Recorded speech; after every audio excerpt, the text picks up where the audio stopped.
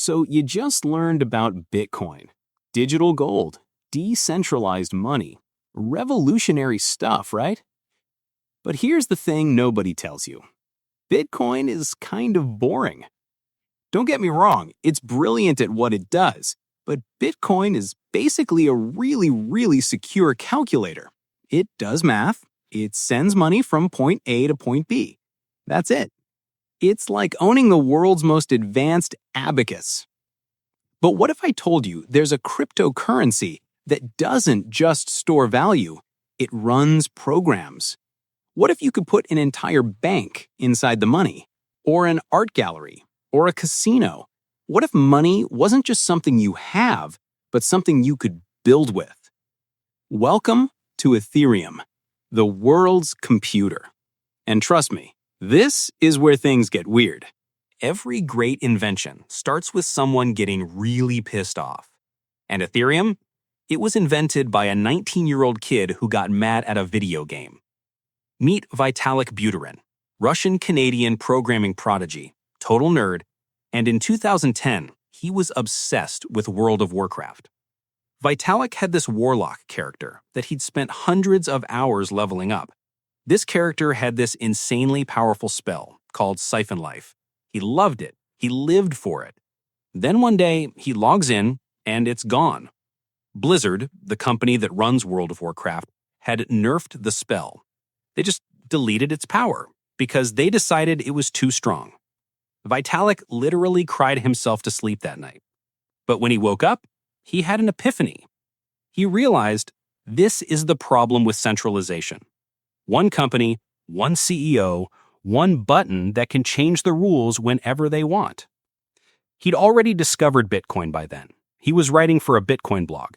But Bitcoin couldn't solve this problem. Bitcoin couldn't run programs. It couldn't create worlds where the rules were locked in code. So in 2013, at the ripe old age of 19, Vitalik Buterin wrote the Ethereum white paper. He basically said, what if we took Bitcoin's blockchain technology and turned it into a programmable computer that no one controls? 2 years later, Ethereum launched, and the crypto world would never be the same. Okay, so here's the big difference between Bitcoin and Ethereum, and I'm going to explain it with phones. Bitcoin is like a Nokia brick phone from 2003. It does one thing perfectly. It makes calls. Or, in Bitcoin's case, it sends money. It's indestructible. It's reliable. It's simple. But you're not going to play Fortnite on it. Ethereum is like an iPhone. Yeah, you can make calls with it, but that's not the point. The point is the App Store. Ethereum has a blockchain, just like Bitcoin, but it also has a built-in programming language. That means developers can build applications on top of it, decentralized applications. We call them dApps. On Bitcoin, you can send money. Cool. On Ethereum, you can build a bank that has no CEO, create digital art that can't be copied, launch a company that runs itself with code. Bitcoin is money. Ethereum is a platform. Bitcoin is the calculator. Ethereum is the computer. And the real magic, the thing that makes all of this possible? 2 words: smart contracts. A smart contract sounds complicated, but it's actually dead simple. It's just a piece of code that runs automatically when certain conditions are met. Think of it like a vending machine. Let's say you want to buy a soda.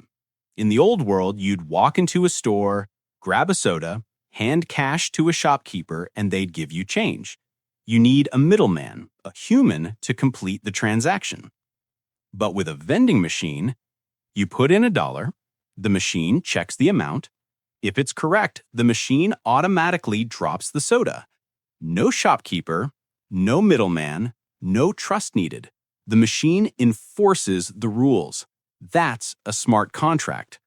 It's code that says, if X happens, then Y happens automatically.